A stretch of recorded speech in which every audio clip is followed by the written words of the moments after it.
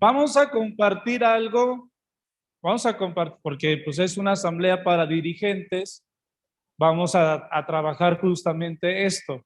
A ver, ¿qué aprendimos de la primera dinámica, del primer juego? Trabajo en equipo, ¿qué más?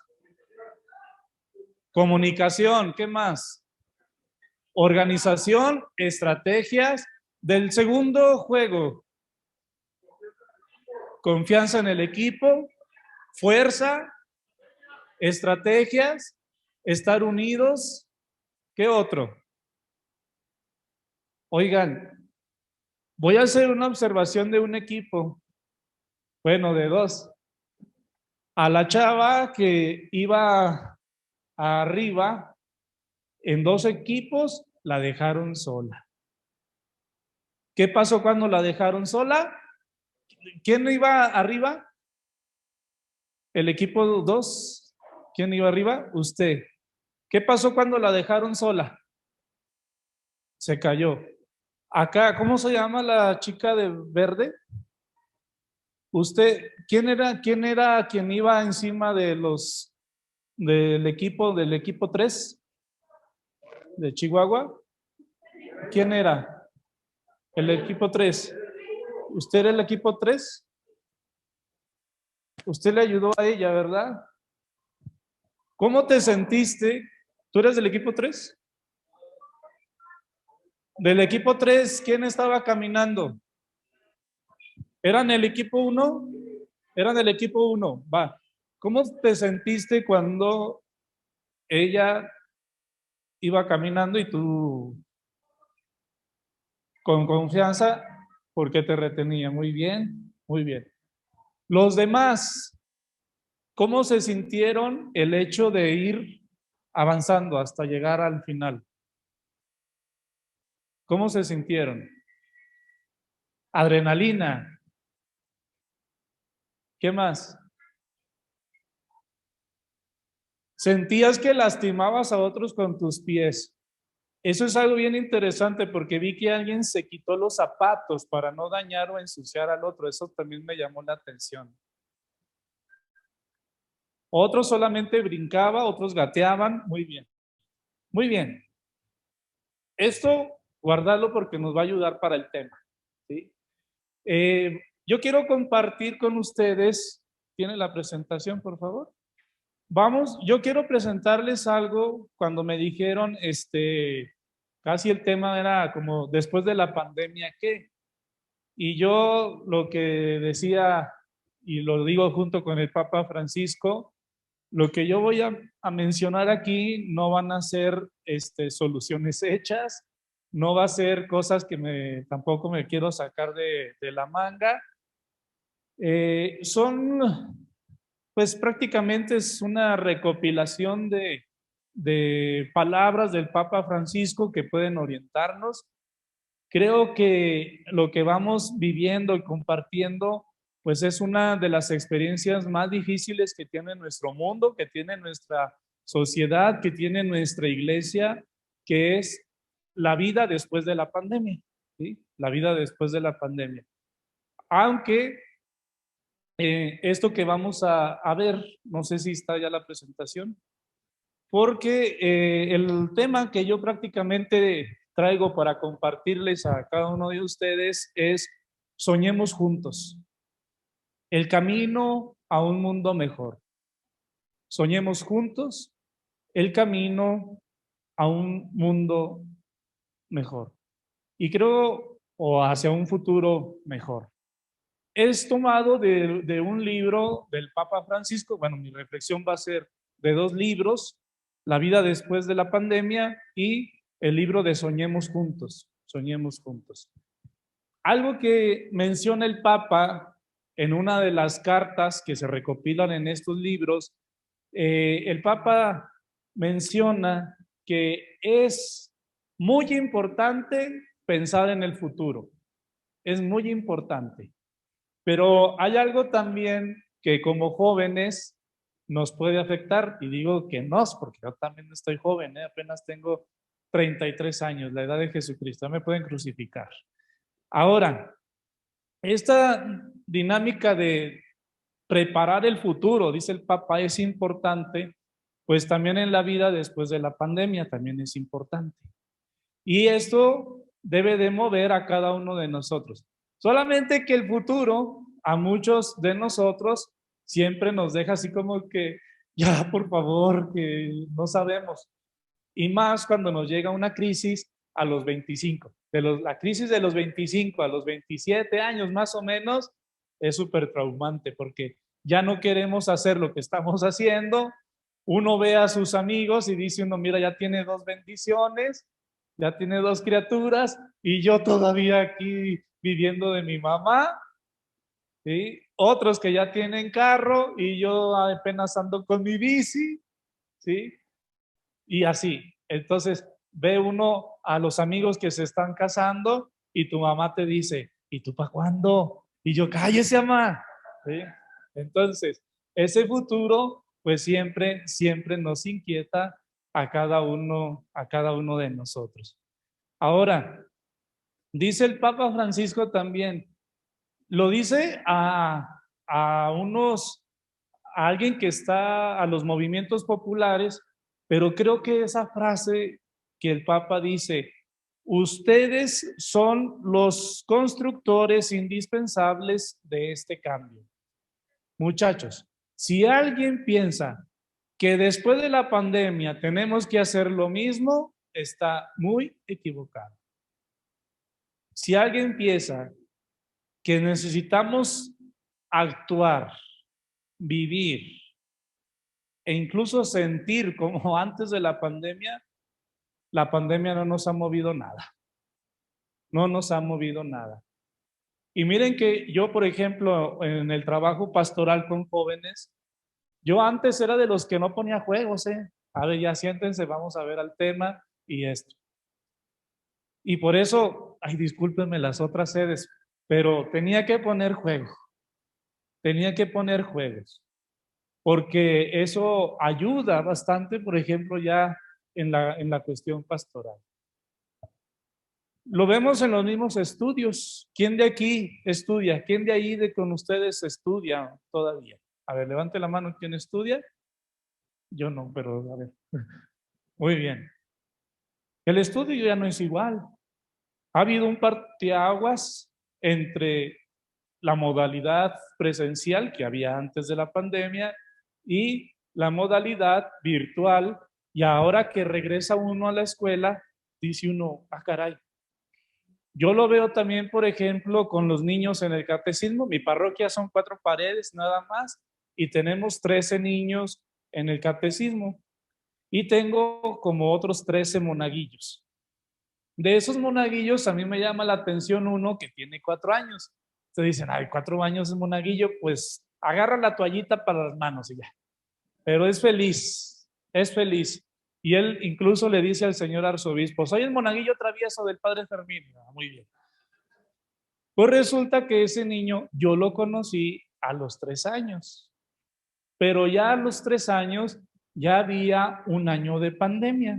Entonces él se ha quedado en casa, primero en guardería, prácticamente 2 años, y en casa 4 años. Yo la verdad a ese niño le he visto un cambio. Cuando lo conocí, no soportaba a la gente, no lo soportaba, lloraba inmediatamente, llegaba a misa, se dormía. No era por mi homilión aburrida, bueno, eso espero, ¿verdad? Pero empiezo a ver al niño que empieza a ir de monaguillo, que empieza a relacionarse con otros niños, que empieza así, y empieza a despertar ese niño. Lo mismo pasa en en las escuelas o en los lugares donde se tiene uno que reunir y los grupos juveniles, los movimientos no se escapan de esto, no se escapan. Y creo que ustedes más que nadie reconoce las consecuencias que la pandemia ha traído. Y justamente de estas consecuencias son las que ahora yo los invito a que las contemplemos, ¿sí? Las contemplemos y desde aquí caminar juntos, que es algo que el Papa Francisco nos ha insistido. Las dinámicas que les he puesto va justamente en esto, en el camino a un futuro mejor, pero no lo debemos de hacer solos, sino juntos. Por eso los juegos que tienen que trabajar en equipo, ¿sí? Por ejemplo, en la de las torres, ahí era para que estirara a todo el equipo y se viniera la otra persona, ¿sí? Se viniera la otra persona. Pero hubo un equipo que empujaba al otro equipo, pero ahí mismo se estaba lesionando ese equipo. Estaba empujando también prácticamente a su torre, a su compañera, para caer, ¿sí? Entonces, fijémonos también en eso. Siguientes diapositivas. Siguiente, por favor. Bueno, pues después de la pandemia, ¿qué? Pues tres verbos: ver, elegir y actuar. ¿Cuáles verbos? Ver, elegir y actuar. Dice el Papa Francisco, este tiempo es para ver, para elegir y para actuar. Y vamos a ver estos tres momentos y yo los voy a aplicar a la pastoral, al trabajo de jornadas, de un movimiento, pero puede aplicarse a cualquier dimensión pastoral, ¿va? Vamos a ver el primero, el tiempo de elegir, de ver. Pero ¿para qué ver? Para acercarte, para dejarte golpear por lo que ves. Hay algo bien importante, la indiferencia que a veces nos puede ganar en nuestra vida. Yo aquí, en este tiempo para ver, les voy a proponer unos puntos para contemplarlos. Primero, que hay tres centros nefastos para ver la realidad, para mirarla. Algo bien importante, estos tres centros pueden llegar también a la iglesia, pueden llegar también a nuestro movimiento. El primer centro nefasto es el narcisismo, mirarnos a nosotros mismos. Mira, mientras no me afecte a mí, con eso, con que no me contagie yo, con eso, con que no me contagie a mi familia. O, aplicado al movimiento, sería, con que no nos toque el movimiento, ya con eso. Y a veces en el trabajo diocesano, que es prácticamente el terreno del trabajo, del movimiento, puedes tener esa tentación. No, nosotros nomás nos miramos a nosotros. Mirar a la diócesis, a la iglesia, no, nos miramos nosotros mismos. Segundo, el desánimo. Yo creo que fue una de las consecuencias más fuertes que atendió a toda la iglesia. No, la gente ya no viene, porque fijémonos que cuando empezaron a abrir los templos, muchos curas pensábamos de que ya va a llegar toda la gente, que vamos abriendo y ni un perrito se acercaba a la misa. Nadie se acercó, nadie. Las iglesias vacías aun cuando abrimos. Y muchas veces el desánimo nos lleva a la tristeza, a la tristeza. Muchachos, vamos a regresar a nuestras escuelas, a nuestro grupo, a nuestro movimiento. Vénganse. No descubrimos que la pandemia nos los arrebató, nos los quitó y no regresaron. ¿Sabe qué, padre? Ya vamos a cerrar jornadas. Ya no hay gente, ya no hay chavos, ya se nos fueron. ¿Quiénes de nosotros, no me respondan, cada quien respóndase, no se desanimó en este tiempo? Yo sí, yo sí me desanimé. Unido al duelo que experimenté por la muerte de un amigo, hermano sacerdote, yo me encerré, 3, 4 meses me encerré. Era puro mecánico, celebraba misa, ahí estaba en tiempo en catedral, celebraba misa, hola y adiós, es más, ni hola ni adiós decía. Hasta después la gente me decía, ay, este cura qué amargado. Pues ahí andaba yo en mi duelo, en mi desánimo, en mi tristeza. Pero te hace encerrarte en ti mismo. Lo mismo, el movimiento pasa también por a veces un duelo. pasa también por un duelo, por un desánimo. Y el otro es el pesimismo, que es como que el portazo al futuro, el portazo, el pesimismo. No, yo creo que no. No, ya ni para qué hacer una jornada, ya los jóvenes no quieren nada.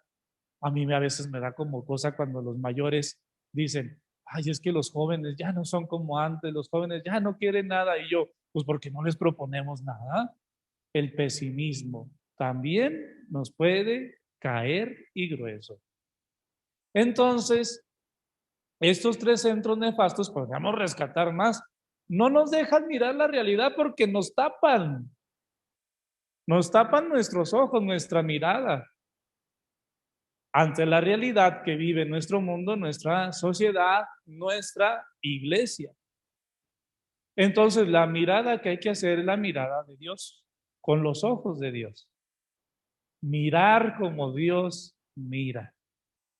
Si uno de eso incluso lo aplica a nivel personal, a nivel espiritual, otra cosa nos cantaría, porque a veces uno piensa que Dios ni siquiera nos mira así, uno no, es que ya no soy digno, pues ya, tú te sientes digno, pero para Dios vales, para Dios eres digno. Ahora, un peligro todavía mayor es la indiferencia. El día de ayer, ahí en la mera esquina de donde vivo ahora, su casa, aquí en Durango, estaba tiradito, un borrachito, un borrachito. Y yo de lejos lo veía y dije, ay Dios, ahí está este hombre ahí tirado. Nunca lo había visto, está tiradito. Pero así estaba dormidito, así todo, todo mal, ¿verdad? Mal. Y uno pues sí se le mueve, pero ¿cuánta gente pasamos por allí? ¿Cuánta gente miramos y pasamos de largo? Como aquella parábola del buen samaritano, ¿verdad? Que pasó un sacerdote, que pasó un escriba y así como que, ahí síguele, ahí síguele. La indiferencia también se puede encarnar en nuestro movimiento y en nuestra iglesia y en la pastoral. Y la indiferencia simplemente nos lleva a cumplir. Con que cumplamos, con que llenemos papeles y así ya con eso, no le mueva más. Porque el que vive en indiferencia se queda con los brazos cruzados y voltea la mirada para otro lado. En cambio, la propuesta contraria a la indiferencia es la misericordia. Dios mismo no es indiferente ante la realidad que vivimos. La pregunta fuerte que movió bastante, en mi caso, en tiempos de pandemia, ¿dónde está Dios? ¿Por qué permite Dios esta pandemia? ¿Por qué se llevó? No sé si ustedes han perdido un ser querido o alguien, un amigo. ¿Por qué Dios permitió la muerte de mi abuelito, de mi papá, de mi hermano, de mi amigo? En cambio, uno descubre realmente que Dios no es indiferente, sino que le importa. Y Dios, al contrario de ser indiferente, no solamente mira, ay, mira qué mal la están pasando, sino que se mete, se acerca y no tiene miedo de tocar la realidad que vive cada uno de nosotros. Jesús mismo nos da un ejemplo en el Evangelio de San Lucas, cuando descubre que Jesús que va en camino, descubre que van cargando a un muchacho muerto y Jesús se detiene, Jesús que viene con toda la caravana de la vida y aquella viuda que va a sepultar a su hijo, la caravana de la muerte, Jesús no dice, ay, mira un muerto más. No dice eso. ¿Qué dice Jesús? Se quedó mirando, se llenó de compasión y se acercó a tocar el cadáver de aquel muchacho muerto. Joven, a ti te lo digo, levántate. Lo contrario a la indiferencia es la misericordia que le mueve el corazón a Jesús, pero no solamente le mueve, ay, qué bonito, no, sino que lo compromete a actuar. Y por eso, cada uno de nosotros, ¿qué hace después de la mirada? Contemplar, mirar, no ser indiferentes y comprometernos con esa realidad que vive la sociedad, que vive la iglesia, que vive el movimiento. Y por lo tanto, llenarnos también de esperanza. El pesimista no se llena de esperanza. Ve que dice, ya no hay nada que hacer, ya voy a tirar la toalla, padre, ahí le dejo jornadas, ahí usted, pues a ver qué le hace, pero yo ya no quiero nada. En cambio, quien mira la realidad, la mira con esperanza.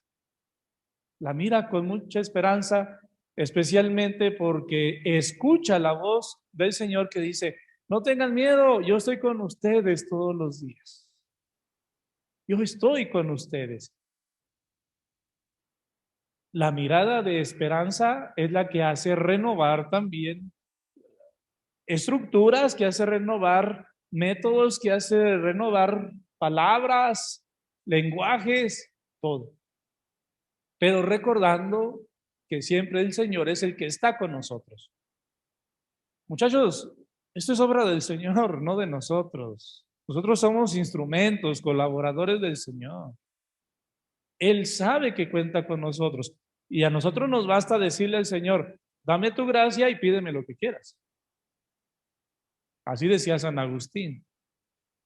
Entonces, este tiempo de ver es para acercarse, para tocar y para comprometernos. Pero viene el segundo tiempo. El segundo tiempo es el tiempo, ¿cuál era? ¿Cuál era? Tiempo para elegir.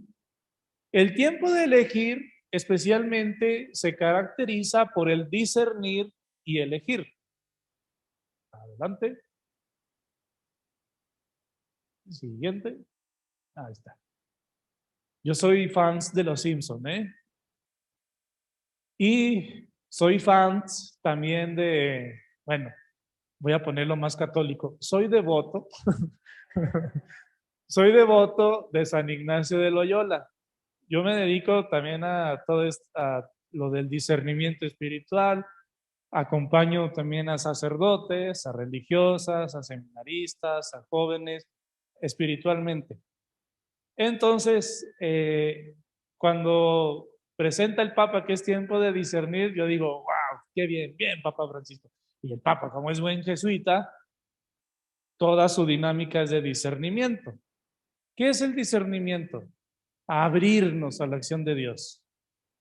Tener un corazón atento, abierto, oídos que sepan escuchar y sobre todo de discernir los signos de los tiempos. ¿Qué está pasando aquí? ¿Qué quiere Dios de mí? Esa es la pregunta clave para el discernimiento. ¿Qué quiere Dios de mí? El discernimiento espiritual no solamente es, ay padre, fíjese que me quiero meter de monjita, me quiero meter de padre, me quiero meter al seminario. No solo es eso. Ya ese es un discernimiento específico. El discernimiento espiritual es para todos y todos tenemos que elegir un momento de nuestra vida. ¿Sí? No solamente elegir, qué playera me pongo o qué playera me hace ver más guapo, qué vestido me hace ver más guapa o tal. Eso no es solamente discernir. Eso es una opción y te va, pues bien. Pero el discernimiento es más profundo porque abarca nuestra inteligencia, nuestro corazón y nuestro actuar, nuestro compromiso. Ahora, el Papa menciona que el tiempo de elección necesita criterios sólidos para poder elegir. Ya vimos la realidad, la vimos con esperanza, no con indiferencia. Ahora nos toca descubrir qué es lo que Dios nos dice. ¿Cuál es la voz de Dios? Y para el discernimiento se necesitan criterios sólidos. Primero, que soy amado por Dios. Soy amado por Dios. Es un criterio sólido y fundamental. que Cristo murió y se entregó por mí. San Pablo, Gálatas 2:20, me amó y se entregó por mí. Ese es un criterio sólido. El criterio de la fe, como la cercanía de alguien que me ama. Eso es algo sólido también en mi vida. Criterio sólido también como la familia de cada uno de nosotros. Sólido también la misma vida y relación de unos con otros, los amigos o tal. Pero también dice el Papa, la raíz de todo esto de las consecuencias de la pandemia es olvidar quiénes somos. Olvidar quiénes somos. Yo preguntaría, ¿qué es movimiento de jornadas de vida cristiana? Si se responde adecuadamente, hay una clara identidad de quiénes somos. Si se pierde de vista quiénes somos, entra uno en crisis. Entra uno en crisis. Y eso se aplica a nivel personal, a nivel social, a nivel de iglesia, ¿sí? A nivel de fe. ¿Quién soy? ¿Quién somos?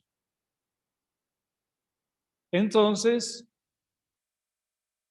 desde aquí, mueve a cada uno de nosotros algo bien importante. Muchas veces, yo les digo muchas veces a los padres y a los semis, ¿verdad? Y a las monjitas. Oigan, no sé, tenemos un montón de cosas por hacer. Un montón de cosas, muchas actividades. Y atentos, porque también ustedes pueden correr este peligro de tener un activismo. Vamos a hacer esto, vamos a hacer aquello, vamos a hacer esto. Y nos enfocamos tanto en el hacer que en el ser. Hay un principio filosófico, decía Aristóteles, el obrar sigue al ser. No hay que dejar de hacer cosas, pero todo lo que hagamos debe demostrarnos siempre quiénes somos. ¿Quiénes somos? Y eso se aplica en la vida cristiana. Lo que yo vivo debe de reflejar lo que yo soy. Vamos a lo grueso de este tiempo, que es el discernimiento.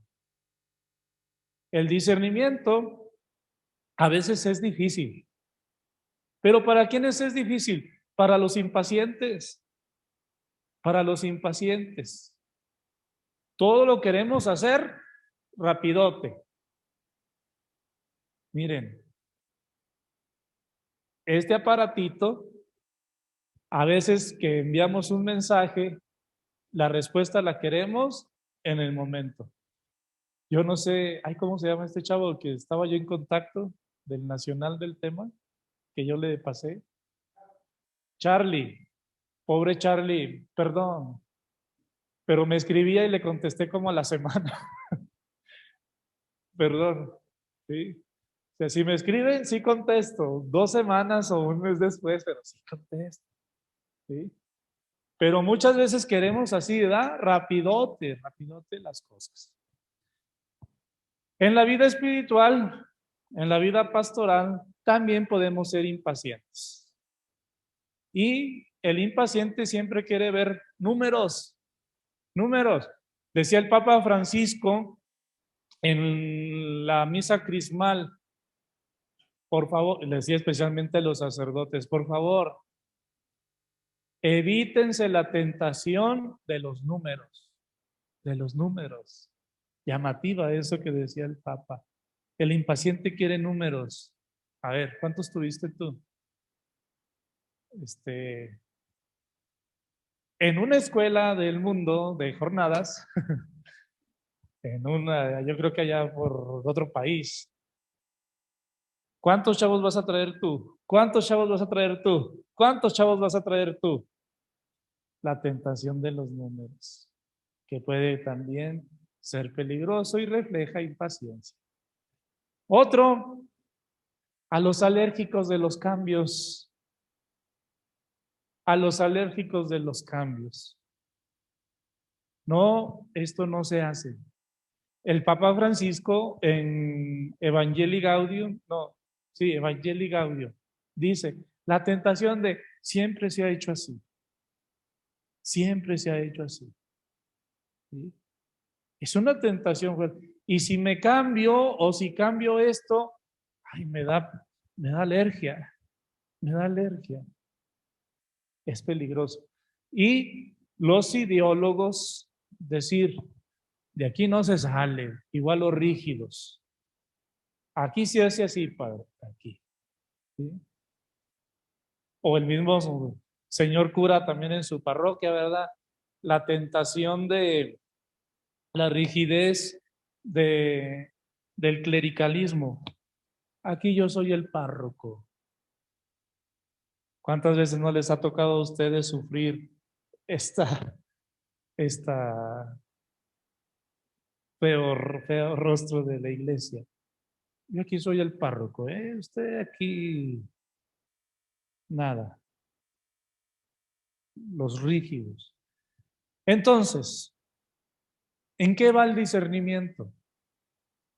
Y por eso después de la pandemia, ¿qué? Discernir, nos toca discernir, nos toca elegir. Y el discernimiento siempre va en la búsqueda de la verdad. Y yo aquí les propongo dos palabras de verdad. Uno es la de aletheia, que es la palabra griega, que es la verdad como aquello que se manifiesta, que se revela.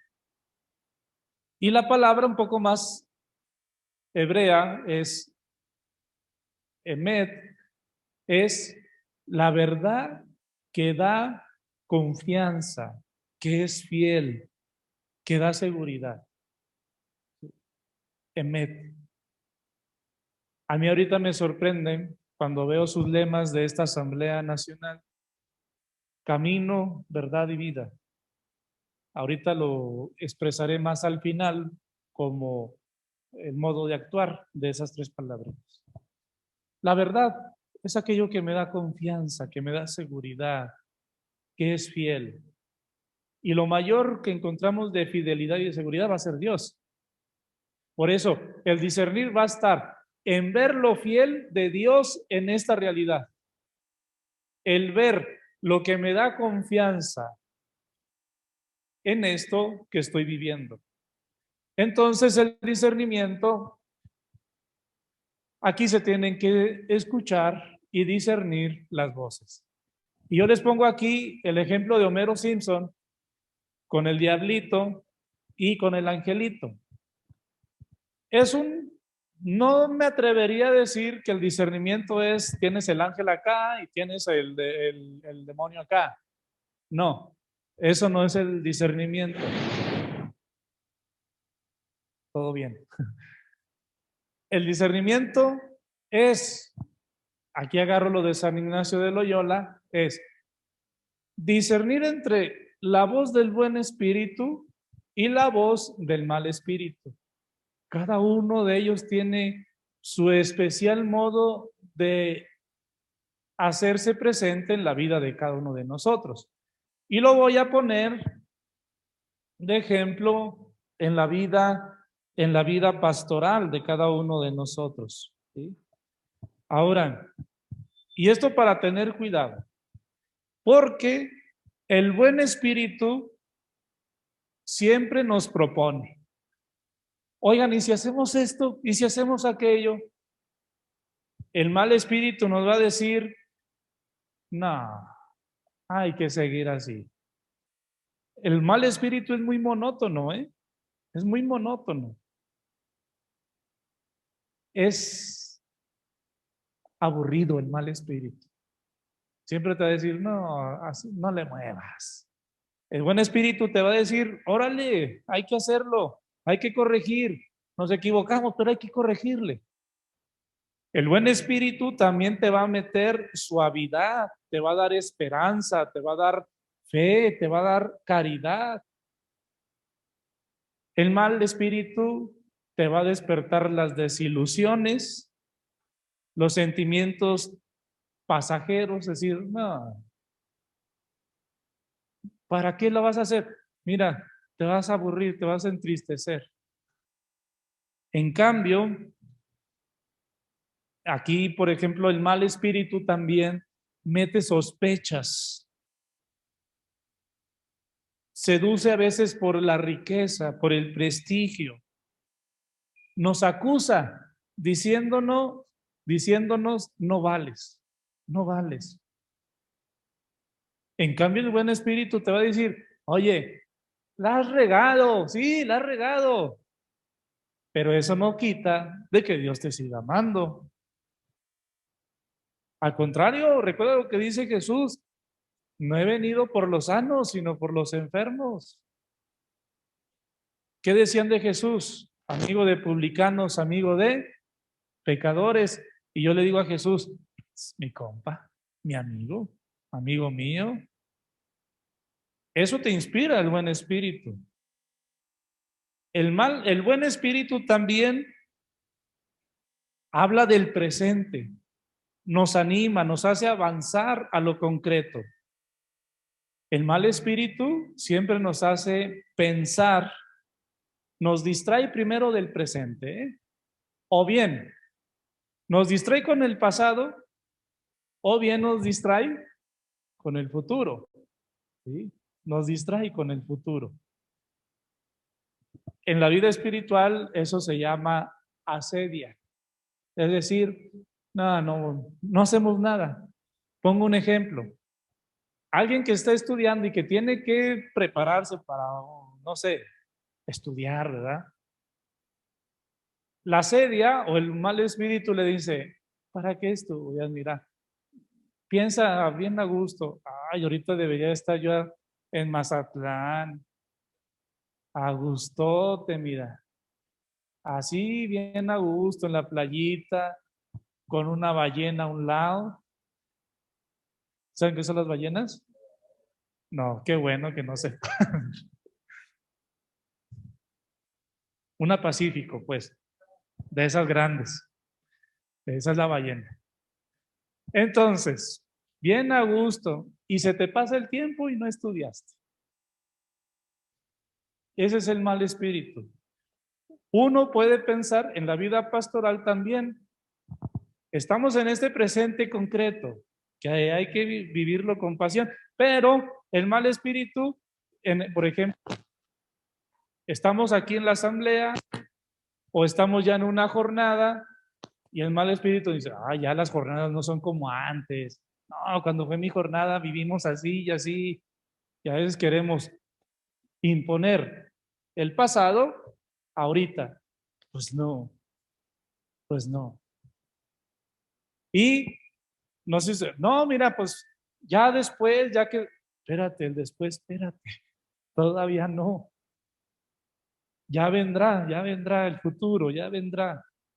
Que nos compromete, sí, nos compromete. Y aquel futuro que soñamos, que podemos soñar, nos compromete desde ahora. ¿Sí? Bueno. El buen espíritu también nos dice qué es bueno para mí y qué es bueno para nosotros. El buen espíritu inmediatamente te dice, ándale, esto sí, agárralo, óptalo. Y el mal espíritu nos dice, no, ni te comprometas. Es bueno, pero no lo hagas. No lo agarres. ¿Sí? No lo agarres. Y el buen espíritu te da esperanza. Te da esperanza. El mal espíritu es como si te agarrara, te pone a la pared y decir, ¿qué vas a hacer? Eres tan inútil que no lo vas a poder hacer. No lo vas a poder hacer. Bueno, otro, el buen espíritu apela al deseo de hacer el bien, de ayudar, de servir y me da la fuerza, ¿sí? Me da la fuerza para hacerlo. El mal espíritu te mete miedo, te mete quejas e inmediatamente empieza uno a ver cosas en el hermano que dice, no, yo soy casi diciendo como, yo soy un buzón de quejas y sugerencias, pero nunca me comprometo. Nunca me comprometo. El buen espíritu, tú quéjate, tú sugiere, pero no digas yo, no digas yo. Bueno, y me hace sentir después triste y temeroso. Atentos porque a veces no descubrimos estas voces, no descubrimos estas voces y nos alejan después de los hermanos, nos alejan, nos vuelven otra vez indiferentes. Y de este último punto, del saber elegir, el elegir, el discernir, no lo tiene que hacer uno solo. Lo tienes que hacer con otros. Lo tenemos que hacer en sínodo, juntos, caminar juntos. Y es lo que el Papa ahorita está impulsando. Él dice, la vida de la iglesia o lo que Dios quiere para la iglesia del tercer milenio es la sinodalidad, de caminar juntos. ¿Sí? La dinámica que les puse era eso, hacerlo juntos. Y fíjense, me llamaba la atención, y este es el primer punto de la sinodalidad, del caminar juntos, el escucharnos entre todos. Yo les decía, van a dividirse en equipos y van a tener que llegar hasta acá la persona que está acá arriba. Fueron las únicas indicaciones que les di. Por eso quería ser muy parco en las indicaciones. ¿Para qué? Para que ustedes como equipo se organizaran, hablaran, se escucharan y llegaran a un acuerdo de cómo lo iban a hacer. Un ejemplo, un juego tan sencillo que ya después en la repercusión pastoral es muy buena, es muy buena. Vemos una oportunidad de trabajar. Queremos esto, queremos la gorra. ¿Qué es lo que vamos a hacer para tenerla? Pues organizarnos todos juntos como equipos y tal. Que habrá un comentario. Pues yo pienso que lo hacemos así. Otro, no, pues yo creo que lo podemos hacer así, pero escucharnos. Escucharnos primero como pueblo de Dios, ¿sí? Y desde allí empuja también a cada uno de nosotros a resolver cuestiones. No es un parlamento, la sinodalidad, sino descubrir qué es lo que Dios quiere. Y realmente que el sentido de fe, el sentido de todos como pueblo, allí descubre realmente la voz de Dios, la voz de Dios. Y por eso también algo de la sinodalidad hay que hacerlo con mucha paciencia, ¿sí? Con mucha paciencia. A veces puede ser que el equipo vaya muy rápido, ¿verdad? Muy rápido. Y se mueven, ya pasó la persona que iba en las espaldas, inmediatamente se viene corriendo, se viene corriendo. Y la persona de arriba a veces puede ir lento, lento. No sé si han visto ustedes la imagen de una manada de lobos, ¿sí? Donde van primero 3, luego 5 y por último allá 1. Y eso es algo también bien importante. En el caminar de la vida de la iglesia, de un movimiento de la pastoral, todos vamos juntos, pero a distintos ritmos, que también tienen que ser respetados. Pero hay algo bien importante, todos para un mismo objetivo, que no es otra cosa que la construcción del reino de Dios, o, en palabras de pastoral juvenil, de construir la civilización del amor. Y hay algo bien importante, la sinodalidad o el caminar juntos, que es algo también para elegir, una opción que hay que elegir, también despierta la sinfonía. ¿Alguien de ustedes es músico o le gusta la música? ¿No? Muy bien. ¿Alguien de ustedes les gusta las cumbias? A nadie. A ver, los de Jerez que les gustaban las bandas, ¿dónde están? Muy bien. ¿Cuáles son los instrumentos de una banda? ¿Solamente hay uno? No. ¿Cuáles son los instrumentos de una banda? A ver, los de Zacatecas o los de Jalisco, un mariachi. A ver. La guitarra, el violín, la trompeta, el tololoche. ¿Qué más? Oigan, fijémonos, en un mariachi, en una banda, en un grupo, la belleza de ser un instrumento diferente. Y todo eso te hace una armonía. Lo mismo también es en la sinodalidad, en este caminar juntos. Cada uno tiene su carisma, sus dones, sus personalidades, y en lugar de convertirnos monótonos, ¿qué es lo que pasa? Hace una armonía. Lo mismo pasa en la iglesia. Ustedes son un movimiento, pero la iglesia no se acaba aquí. Hay otras cosas, hay otros movimientos, hay otros carismas, y todo eso enriquece bastante. Bueno, el tercer tiempo, ¿cuál era? Tiempo para actuar. Actuar concretamente para salvar y para reparar. Y esto yo voy un poco ya más rápido porque ya me están cortando. Es tiempo de hacer cosas, ¿sí? Es tiempo de hacerlo. Y el Papa nos propone no es la cuarta T, sino la 3T. Las 3T, dice el Papa Francisco, que es tierra, trabajo y techo. Esas tres son bien importantes y yo lo voy a aplicar. El Papa lo propone para los movimientos populares, pero yo lo propongo para la pastoral y especialmente para el movimiento. Tierra, dice el Papa Francisco, es un buen tiempo para descubrir nuestros estilos de vida, para cambiar de hábitos, para encontrar maneras más sustentables de toda la vida, ¿sí? Ahora, dice el Papa, ¿a quién no le gustaría un aire fresco, un agua limpia? Los jóvenes tenemos este amor, por ejemplo, a la ecología, ¿sí? Una vez me impresionó mucho que teníamos un retiro y decían los jóvenes, cada quien se trae su plato, ya no vamos a comprar desechables.